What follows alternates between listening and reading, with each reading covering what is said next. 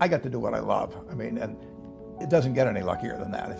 If you can spend your lifetime, and I'm 80 now, and doing things you love every single day. I mean, I would be doing what I do now, and I would have done it in the past, if the payoff had been in seashells or shark's teeth or anything else. If you can go to work every morning, I tap dance to work, and I come down and every day's exciting.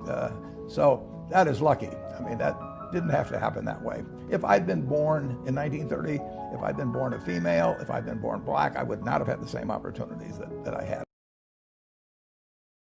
So when you feel fear, what should you do? I teach every one of our students. Number one is called Take 6, Calm the Circuits. If you just take 6 deep breaths in through your nose, out through your mouth like you're breathing through a straw, you will deactivate the stress response center, which means blood is going to go back to the left prefrontal cortex. The Einstein part of the brain can actually think through this problem. Number 2 is called AIA, A-I-A. The first A is for awareness. What am I thinking right now? What's my intention right now? That's the I. Well, my intention is to move forward. I want to do this. Great. What's one very small action step that you can take? If it's one small step towards it, the threat response goes away. But if you focus on the end game right away, you're going to get that rush and that instant trigger of the fear response, stress response. When it comes to changing the world, what I learned from Steve Jobs is, if you believe in a Macintosh, if you believe in iPhone, iPod, iPad, if you believe enough, then you will see it. Because other people will believe in it. Other people will create software. Other people will create products. So you need to foster the belief in what you are dreaming so that it becomes a reality, which is very different than saying, I don't expect anybody to believe it until I see it. You need people to believe it before they can see it. Don't necessarily think that you have to have the home run and the huge Apple computer on your first start.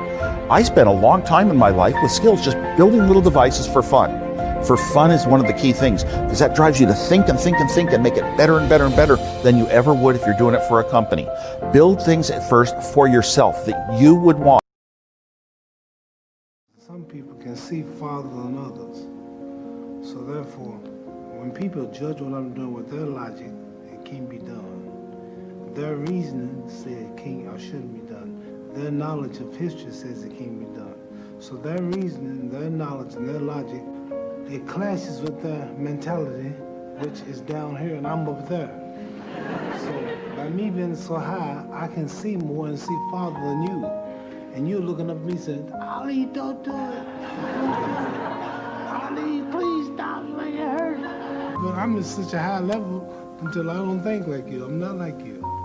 But you know why they say that. I mean, it's for the best possible reasons, though. They fear and they are wary. It looks dangerous to them. That's but right. It's not really that dangerous to me.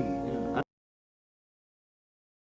You have to have an emotional investment in what you're doing. If you don't love what you're doing, failure is pretty much guaranteed. Success is not guaranteed by any means, but failure is much more likely if you don't love what you're doing. Naturally, nobody is interested in your idea. The world can care less. You have to persuade them, and you have to show that you're the one person out there that can do it. Don't think about how do I get big fast. That will happen if you actually build something super meaningful and super important. I came over here with absolutely nothing. I had $20 in the pocket and some sweaty clothes in the gym bag.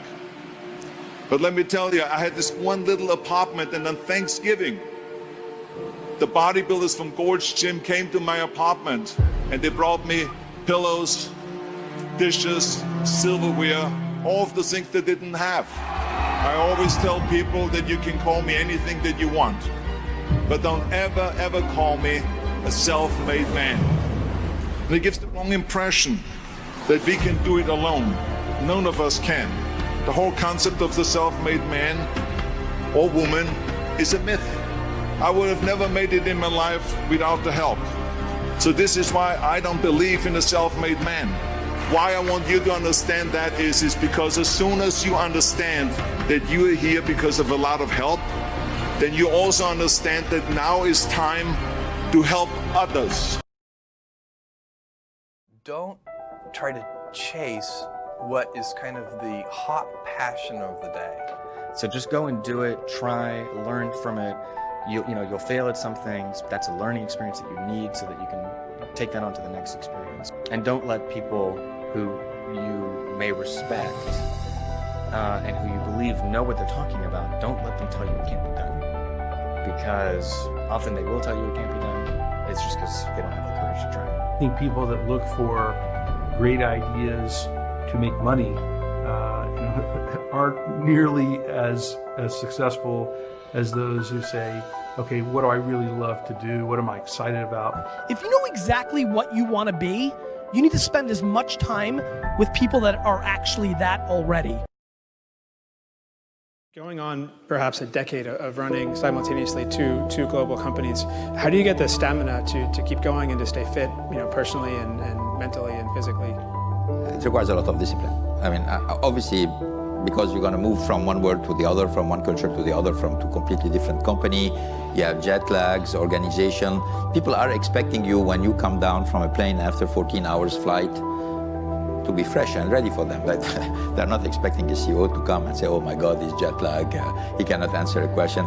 They want you to be on the go all the time. So this requires a lot of discipline. You have to organize yourself. If you know you're going to do this job and you accept the job, you have to organize yourself in order to do it. It's tough, but there is a solution. There is a solution for it. But it requires a lot of choices, personal choices. There are a lot of things you cannot do. There are a lot of things you can do, but you're going to do them within a certain order, but particularly with a lot of discipline. I spoke to a gentleman recently. He said, after he had gone through my seminar, he heard me say, write down 101 goals.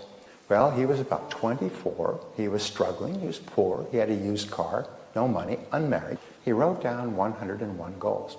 Now, 12 years later, I'm coming back to the same city, Atlanta, Georgia.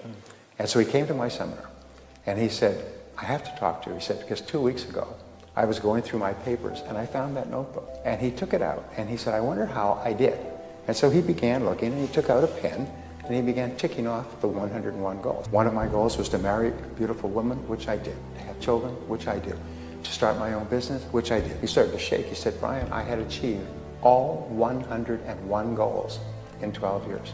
And it was overwhelming to him. He could not believe it because I had told him, if you write them down, it's like programming them into your subconscious mind, where they then begin to work 24 hours a day while you're doing other things. If you want to be successful, here's the thing you have to do. You have to jump. There is no way around it. You have to jump. Every successful person has jumped. You got to take a leap of faith. You got to dash off that cliff, and you got to jump out there as far as you can. Now here's the problem. When you jump, I can assure you one thing. I promise you this. Your parachute will not open right away. That's the fear ball. You're gonna hit them sides of them rocks. You're gonna tear your back out on them cliff. You're gonna cut yourself. You're gonna get wounded. You're gonna get some tears and stuff like that. But eventually, the parachute will open, and you'll be sold. But here's the other caveat. Let me teach you this right here. If you do not jump, I promise you one thing, your parachute will never open. The fastest way for you to eradicate a limiting belief is to actually see the limiting belief as untrue. And the moment that happens, there's a reorganization in your brain, like you can't unsee it. Once you see the lie as a lie, right, there's a huge shift. It reorients you to the experiences of your life. Don't let not knowing how prevent you from spending time getting additional clarity or imagining, because that's actually what's required to happen in order for you to know how. We talk about fog, right? It's like people get stuck because they're not clear. So getting more clarity, people get paralyzed by not knowing some kind of never attainable omniscience around the topic. And so they stop, right? They move into indecision, they move into some form of procrastination. And the way you get more clarity is the same way you drive in fog. You've got 10 feet of clarity. The way you get 10 feet more is to move forward, 10 feet, right? You're never gonna know. Fear is wanting to have a predictable outcome around an experience that you've never had before, right? And that's what we're all looking for, but that's not the way that it works. You get as clear as you can, then you take action, and more clarity unfolds. You can either be someone that allows the environment to dictate how you feel or what you do, or you make your own fucking way. You'll either find a way or make a way. You gotta make your own way. The world doesn't happen to you. You create your own world. Shit's gonna go wrong all the time, but you have two paths. A path of all the reasons why I can't get what I want, or a path of results where I get exactly what I fucking want and won't stop till I do. That's the bottom line. I was an executive with a nice salary, annual bonuses and stock options, all the perks. Everything was on track. And on Monday at 3 o'clock in the afternoon, in a small conference room on the top floor of our building, the president of the company wanted to have a quick meeting with me, which wasn't unusual since he was my boss. But the meeting turned out to be even more brief than expected. He fired me. And I'll never forget how his words just sucked the breath right out of me. What I now realize is while that event created the greatest amount of discomfort I had ever felt, it was that discomfort, the departure from my ordered life, that forever changed it for the better. You see, friends, what makes you comfortable can ruin you. And what makes you uncomfortable is the only way to grow.